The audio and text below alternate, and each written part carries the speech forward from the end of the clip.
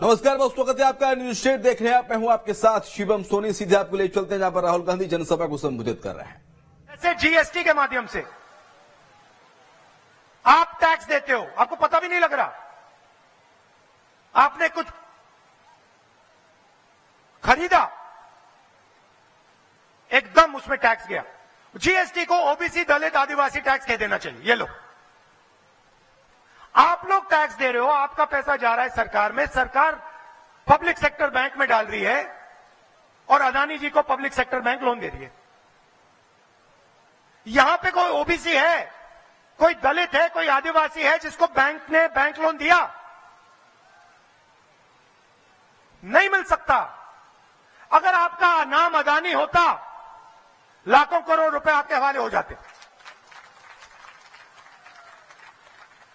तो बीजेपी ऐसी सरकार चलाती है, आप में नफरत फैला देंगे, हिंदू मुस्लिम कर देंगे।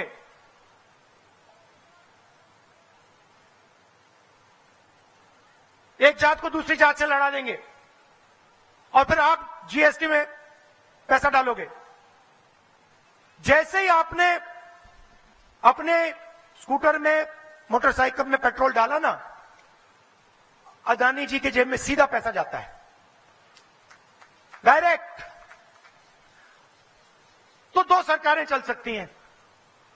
एक सरकार जो किसानों की, मजदूरों की, छोटे दुकानदारों की रक्षा करती है, और दूसरी सरकार जो अरबपतियों की रक्षा करती है। किसानों को आपने पैसा दिया, मजदूरों को आपने पैसा दिया, वो गांव में उसको खर्च करेगा, शहर में उसको खर्च करेगा, छोटे दुकानदार को फायदा होगा। आपने अदानी जी को पैसा दिया, अमेरिका में खर्च करेगा। किसी बड़े कॉन्ट्रैक्टर को आपने पैसा दिया, यहां थोड़ी खर्च करेगा, वो जाके दुबई में खरीदेगा, बड़ा बड़ा सा घर खरीदेगा, आपका पैसा यहां से दुबई पहुंच जाएगा। तो सबसे पहला कदम, अगर बेरोजगारी से लड़ना है, सबसे पहला कदम जाति जनगणना है, जिसको मैं एक्सरे कहता हूं। मैं एक्सरे कहता हूं कि भैया देखो, किसी को चोट लगती है, किसी को चोट लगती है, हम कहते हैं या भैया चोट लग गई, जाओ पता लगाओ, अस्पताल जाओ, पता लगाओ हड्डी टूटी या नहीं। व्यक्ति अस्पताल जाता है, एक्सरे लेता है, डॉक्टर कहता है हाँ भैया हड्डी टूटी हुई है। अब हमें सबको मालूम है, पूरे देश को मालूम है कि ओबीसी को, दलित को, आदिवासी को जबरदस्त दर्द हो रहा है। बेरोजगारी है, महंगाई है। तो अब सवाल यह है भैया दर्द क्यों हो रहा है? एक्सरे जाति जनगणना। जिस दिन जाति जनगणना हो जाए, उस दिन मध्य प्रदेश के हर ओबीसी को पता लग जाएगा कि भैया मेरे 50%, 60% आबादी है, मेरे 60% अगर आबादी है, 50% आबादी है, तो हिस्सेदारी क्यों नहीं है? मैं बेरोजगार क्यों हूं? अब जब मैं ये बात उठाता हूं, नरेंद्र मोदी कुछ कहते नहीं।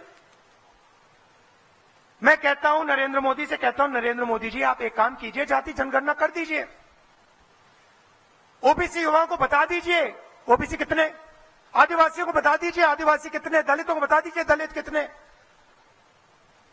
फिर वो जो 90% की बात है उसको ठीक करते हैं। नरेंद्र मोदी जी कहते हैं भैया जात तो है ही नहीं,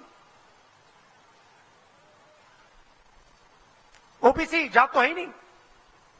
अपने आप को ओबीसी कहते हैं, मगर फिर कहते हैं जब जाति जनगणना की बात आती है, कहते हैं भैया जात तो एक ही है, गरीब है हिंदुस्तान में। और मैं जहां कन्याकुमारी से कश्मीर गया, मुझे गरीब में कौन दिख रहा है? ओबीसी, दलित, आदिवासी।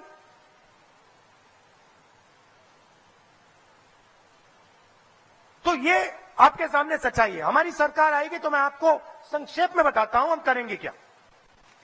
सबसे पहले जैसे हमने छत्तीसगढ़ में किसान को, मजदूर को, छोटे दुकानदार को प्रदेश की नींव बनाई, वो हम यहां पे आपके लिए कर डालेंगे। मतलब किसान को, मजदूर को प्रोटेक्शन होगी, सही रेट मिलेगा, कर्जा माफ की जरूरत होगी तो कर्जा माफ हो जाएगा। क्योंकि हम जानते हैं जब तक किसान और मजदूर मजबूत नहीं होगा तब तक छोटा दुकानदार, छोटा बिजनेस वाला मजबूत नहीं होगा, और जब तक छोटा बिजनेस वाला मजबूत नहीं होगा तब तक रोजगार नहीं मिल सकता। पूरा का पूरा कनेक्टेड है।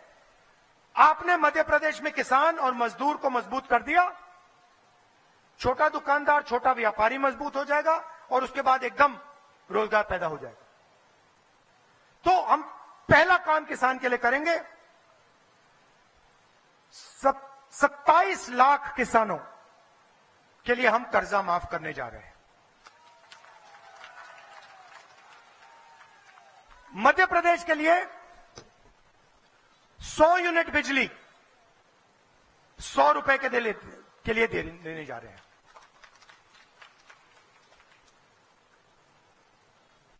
हमने यह वायदा किया था और हमने यह वायदा पूरा कर डाला। पहले दिन हमारी कैबिनेट में हमने यह वायदा आपको पूरा करके दिखा दिया, और यही हम फिर से करने जा रहे हैं। नरेंद्र मोदी जी 14 लाख करोड़ रुपए हिंदुस्तान के सबसे बड़े उद्योगपतियों के लिए माफ किए हैं। 14 लाख करोड़ रुपए। और जब हम उनसे कहते हैं कर्जा माफ कीजिए किसानों का, वो कहते हैं नहीं करेंगे। तो 2 लाख रुपए तक का कर्जा मध्य प्रदेश की कांग्रेस की सरकार यहां किसानों के लिए माफ करने जा रही है। जो हमने छत्तीसगढ़ में किसानों के लिए किया, वहां पर सही रेट मिलता है धान के लिए, यहां पर हम 2600 रुपए प्रति क्विंटल गेहूं के लिए मध्य प्रदेश के किसान को गारंटी करके देंगे।